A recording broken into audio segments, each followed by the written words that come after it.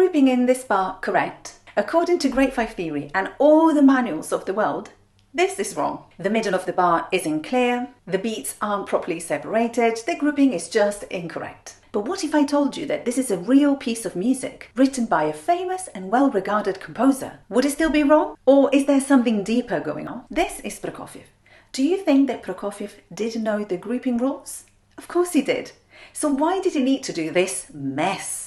The piece is in 3/4. We don't have 3 equal crotchets anywhere in these bars. Some quavers are beamed to the quavers in the next bar. We don't know how to count. We don't know where number 1 is. It's so confusing. So why did he do this? Not because he wanted to show counting, but because he wanted to make the writing side of the music also expressive. He wanted to show rhythmical patterns, tension between the hands, forward motion, agitation, character, accents, articulation. Everything contributes to create this kind of feel that is really nervous, agitated, brutal. So let's try to write this properly.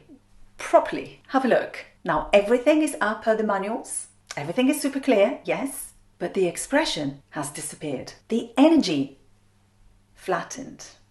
The pattern gets lost. Not as good as it. So the grouping was wrong, but was actually so right, because it tells us exactly how to play the piece. So composers sometimes change grouping to show patterns, articulation patterns, character, phrasing, recurring motives, syncopation, emotional drive. All of that relates to expression more than anything else. That's why I've called this expressive grouping. And let me challenge you further. Can a piece of music have 2 time signatures? Have you ever seen it? I did. I found at least one, and it's not the only one. Look at this. This is Bach.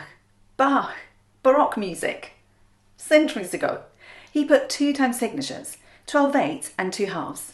And so sometimes the grouping is in compound time, some other times it's in simple time. So clever to organize all of that in 2 time signatures, don't you think? And this is because grouping is not just counting, it's also interpretation. It's expression. It's everything. So I think now you know the answer to my question. Should grouping be always correct? Well, in an exam, yes. I hope so. In real life, no. You can actually make it as expressive as you need when you compose.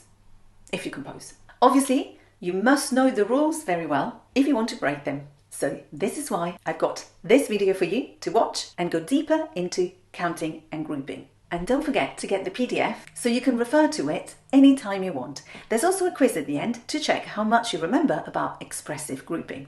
And if you want to master time signatures, you may want to get this ebook including everything you need to know about time signatures, grouping and counting.